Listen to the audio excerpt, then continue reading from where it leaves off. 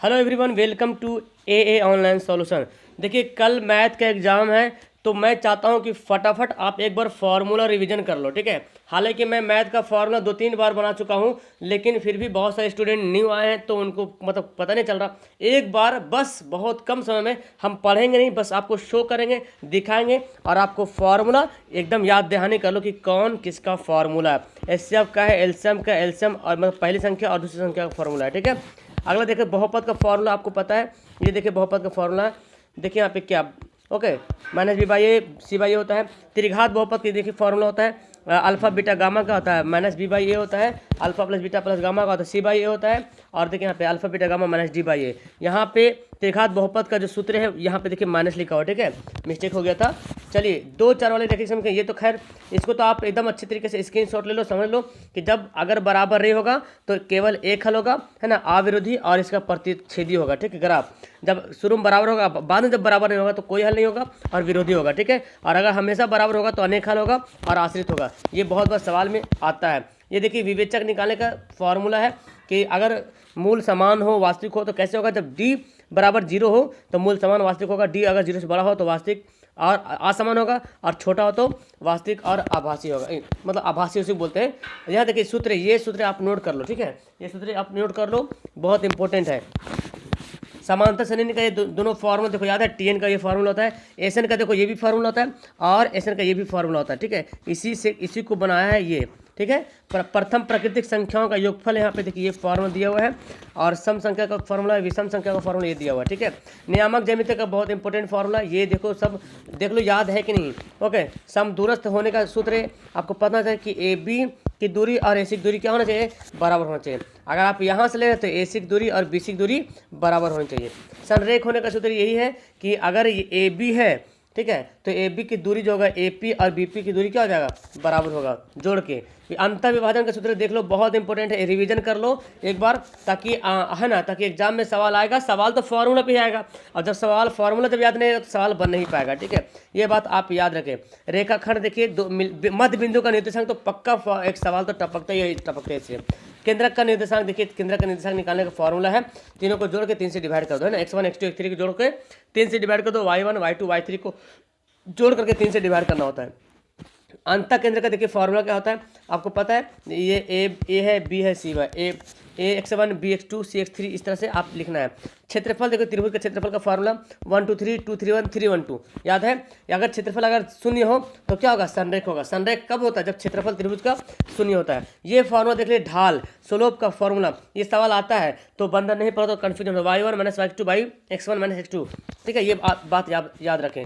देखो वृत्त से ये सारा फॉर्मूला है। ठीक है, इसमें से पढ़ लीजिए, वृत्त का क्षेत्रफल है, परिमाप है, अर्धवृत्त का क्षेत्रफल है, अर्धवृत्त का परिमाप है, और ये क्या है, वलय का क्षेत्रफल। एग्जाम में इसका भी आएगा। ठीक है, चतुर्थांश का देख लिए, बहुत इंपॉर्टेंट है यहाँ पे चतुर्थांश का फॉर्मूला। ये चतुर्थांश का है, क्षेत्रफल है और चतुर्थांश की परिधि है, चतुर्थांश की चतुर्थांश लघु त्रिज्याखंड का, है ना, त्रिज्याखंड लघु त्रिज्याखंड का क्षेत्रफल है, यानी कि छोटा वाला। ठीक है, और ये क्या है, इसका फार्मूला ये भी होता है। ठीक है, आगे देखिए यहाँ फार्मूला, चाप की लंबाई का ये फार्मूला है, दीर्घ त्रिज्याखंड का फार्मूला है। ठीक है, और ये त्रिज्याखंड का परिमाप है। एक बार बस फार्मूला देख लें, आपको एकदम याद हो जाएगा दिमाग में। वृत्तखंड का क्षेत्रफल के देखिए फार्मूला क्या होता है, त्रिज्याखंड का क्षेत्रफल और त्रिभुज ए ओ बी का क्षेत्रफल घटा देंगे, हमारा क्या निकल जाएगा, वृत्तखंड का क्षेत्रफल, वो भी लघु वृत्त का निकलेगा। और दीर्घ वृत्त निकालना हो तो क्या करेंगे, त्रिज्याखंड के वृत्त का क्षेत्रफल में जो त्रिज्याखंड का क्षेत्रफल बनता है ये वाला, है ना, उसको क्या करेंगे, माइनस कर देंगे। चाप का फॉर्मूला देख लीजिए, वृत्तखंड का चाप का फॉर्मूला ये होता है। ये देख लो आप, घन का फॉर्मूला का तो 6 गुना भुजा उसका क्षेत्रफल, भुजा की आयतन और विकर्ण होता है। ठीक है, √3 गुना भुजा, और घनाभ का भी उसी तरह से होता है, लंबाई गुना चौड़ाई गुना ऊंचाई, इस तरह से आप बनाएंगे। ये आयतन होता है, लंबाई चौड़ाई ऊंचाई, विकर्ण होता है L² B² प्लस H² का ओवररूट। चारों दीवारों का क्षेत्रफल होता है 2 × LB प्लस H। मैं आपका टाइम वेस्ट नहीं करना चाहता, इसलिए मैं थोड़ा फास्ट कर रहा हूँ, फास्ट बोल रहा हूँ, क्योंकि फार्मूला बस आपको देखना है। वीडियो को रोको, फार्मूला देखो, याद कर लो, हाँ इसका ये फार्मूला है बस, है ना, बाकी सब कुछ आपको पता है, मुझे ज़्यादा भाषण देने की जरूरत नहीं है। क्लियर है। यह है बेलन का, चलिए बेलन का देखिए, खोखले बेलन का फॉर्मूला देखिए, याद कर लीजिए, है ना। दोनों मतलब दो क्षेत्रफल में क्या करेंगे, घटा देंगे आपस में। शंकु का क्षेत्रफल देख लीजिए, यहाँ पे आयतन का है, शंकु का पृष्ठ क्षेत्रफल है, शंकु का संपूर्ण पृष्ठ, शंकु का पृष्ठ, शंकु का संपूर्ण पृष्ठ, इस बात को ख्याल रखेंगे। ठीक है, ये देखिए आपका LR कैसे निकालते हैं, बेलन ये शंकु से। गोला का देख लीजिए, गोला का आयतन है 4/3 पाई क्यूब। गोला का पूर्ण पृष्ठ क्षेत्रफल और वक्र पृष्ठ क्षेत्रफल वही होता है, ठीक है, क्योंकि गोला वो तो गोली है। अर्धगोला का देख लो, अर्धगोला का आयतन है, वक्र पृष्ठ का क्षेत्रफल है, ठीक है। अर्धगोला का पूर्ण पृष्ठ का क्षेत्रफल देखो फॉर्मूला यहाँ पे है, ठीक है। छिन्ना का फॉर्मूला तो एकदम दिमाग में याद कर लो। छिन्ना का क्या होता है आयतन, देखो 1/3 पाई एच कैपिटल आर का स्क्वायर प्लस स्मॉल आर का square plus R into R, मतलब capital R into small R. छिन्ना का वक्र पृष्ठ देखिए pi R into capital R minus small R. कभी कभी डायरेक्ट फॉर्मूला देता है, ठीक है, त्रिकोणमिति के पास पहुंचने वाले हैं। ये देखो पूर्ण बोलेगा तो pi R into capital R minus small R, और फिर लास्ट में जोड़ेंगे pi R square plus pi R square, ठीक है।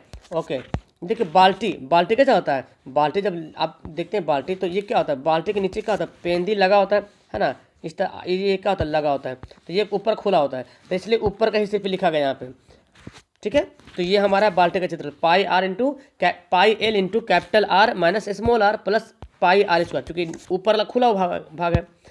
ये नीचे देख रहे हैं त्रिकोणमिति का, देखिए फॉर्मूला याद है आपको 1/sin थीटा, साइन बराबर 1/cos होता है, कॉसेक 1/sin होता है। फिलहाल आप जान रहे हैं ये यहाँ पे ट्रिक है, लाल काका में बताया था। लाल काका बोले तो लंब आधार कर्ण, सबसे ऊपर में sine cos tan cosec sec cot ऐसे रखेंगे, ये बनेगा, ठीक है। साइन देखो ये फॉर्मूला आपको याद होना चाहिए, sine into cosec 1 cosec into sine cos into sec 1 cot into tan 1, ठीक है। स्क्वायर रहेगा तो भी कोई दोनों पे स्क्वायर होना जरूरी है, अगर क्यूब है तो दोनों पे क्यूब होना जरूरी है। ये फॉर्मूला तो बच्चा को याद होना चाहिए कि साइन 90 का होता है, एकदम सवाल आता है एग्जाम में, ओके, याद कर लीजिएगा। ये देखो ये अगर याद है तो इससे ये चारों याद रहेगा, है ना, ये अगर याद है तो इससे ये चारों को याद कर लेंगे। वीडियो को रोक करके पहले आप खुद कंफर्म कर लेंगे कि क्या रियल में ये फॉर्मूला अगर याद नहीं है, याद है तो ठीक है, अगर याद नहीं है तो इसको भी याद कर लीजिए, ठीक है। अब देखिए यहाँ पे सेक का फॉर्मूला देखिए, सेक का देखिए फॉर्मूला एक बार याद कर लो, बस एग्जाम में धमाल मचाने वाले हो आप लोग। चलिए यहाँ पे देखो ये सवाल देख लो, साइन बाई कॉस, ये तो खैर जानते हैं बहुत पहले, साइन बाई कॉस बनाते बनाते याद भी हो गया, टैन होता है, ये अगर टैन कॉस से गुना करें तो साइन देखो अलग हो जाएगा, है ना। कॉस का फॉर्मूला देखो, कॉस का फॉर्मूला कॉस बाई साइन बराबर कॉट होता है, ठीक है, ये भी उसी से बना, ये भी उसी से बन गया है। अब ये लॉन्ग वाला सवाल देखो, ये बहुत इजी सवाल है, फॉर्मूला इसको याद रखना बहुत जरूरी है। साइन एक लाइन खाली याद रखो, खाली सिर्फ एक लाइन, साइन 0 बराबर 0, साइन 30 बराबर 1/2, साइन 45 1/√2, साइन 60 √2, साइन 91। और कॉस जो है इसका जस्ट उल्टा होता है, कॉस क्या होता है, जस्ट इसका उल्टा होता है। देखिए साइन 91 है और यहाँ पे कॉस 0 है, साइन 60 डिग्री है √3/2 और यहाँ पे कॉस 30 डिग्री √3/2, देख रहे ऊपर हो रहा और ये सेम मिल रहा, फिर देखिए इधर से देखिए ऐसे हो रहा, ठीक है। तो और अब टैन कैसे निकालेंगे, टैन निकालेंगे इन दोनों का करेंगे, डिवाइड कर देंगे, डिवाइड करेंगे, देखो डिवाइड करो, अच्छा 0 नीचे 0 रहेगा तो समझ लो इसका इन्फिनाइट होगा, ठीक है। तो अब ये हमारा जब टैन निकल गया, अब कॉसेक कैसे निकालेंगे, तो कॉसेक किसका उल्टा, साइन का उल्टा, तो साइन को उलट देंगे, 0 के नीचे क्या छुपा हुआ, 1 छुपा हुआ है, तो 1 ऊपर में 0 नीचे में, और 1/0 क्या होता है, इन्फिनाइट होता है, इसीलिए यहाँ पे लिखा गया इन्फिनाइट। टैन एक कॉसेक निकालने के लिए मतलब कॉसेक 30 डिग्री निकालने के लिए साइन 30 को क्या करेंगे, उलट देंगे, तो देखिए 2 ऊपर चल जाएगा 1 नीचे आ जाएगा, ठीक है। इसी तरीके से सेक को निकालने के लिए क्या करेंगे, कॉस को उलट देंगे, तो कॉस 1 है और नीचे भी तो 1 छुपा हुआ है, तो 1/1 मतलब 1 ही होगा। देखो इसको उल्टेंगे तो देखो 2 ऊपर चल गया, √3 नीचे आ गया, ठीक है। इसी तरीके से कॉट निकालना है तो टैन को उल्टा कर देंगे, देखो 0 है और 0 को उल्टा क्या है 1 है, तो 1 चल जाएगा ऊपर में, 0 आ जाएगा नीचे, इसका मन क्या होता है, इन्फिनाइट होता है। तो इस तरह से ये टेबल और फॉर्मूला आप एकदम याद कर लो 100% से।